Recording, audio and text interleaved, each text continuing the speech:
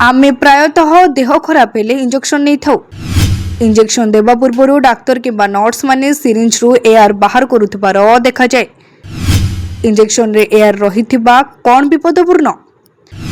Injection रे air रहीगले कोन आम मानकर किछि क्षति हुए कि? तेबे आसंतु जानिबा स्वास्थ्य विशेषज्ञ माने कोन कहउचंदी। इंजेक्शन देवा पूर्व डाक्तर किंबा नर्स माने प्रायतः सिरिंज रु एयर बाहर करिथिबार देखा जाए।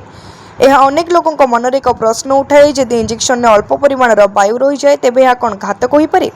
चलचित्र और सामाजिक गणमाध्यम संपर्क में संपर्क में विभिन्न दाबी प्रसारित करती हेले सत्य होची सिरिंज एक छोट वायु बबुल सर्वदा जीवन पाई विपदपूर्ण नुहे।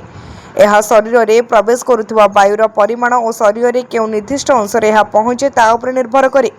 मूलतः जितेबाला एक वायु बुदबुद एक शिरा किंबा धमनी में प्रवेश करे और रक्त प्रवाह को बाधा दिए यही अवस्था को वायु एम्बोलुंजिम कहुए।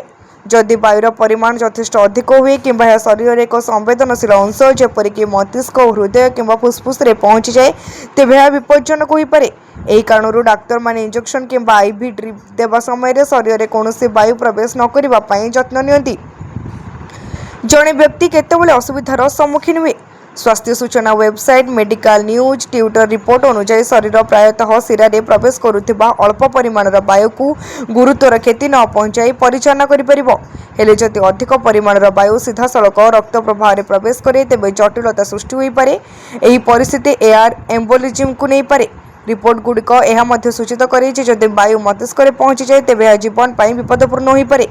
जदिओ किसी क्षेत्र में अल्प परिमाण वायु गभीर समस्या सृष्टि करे। साधारणतः नियमित इंजेक्शन समय यह घटे नहीं। क्यों चिकित्सा पद्धति रे यह विपदपूर्ण?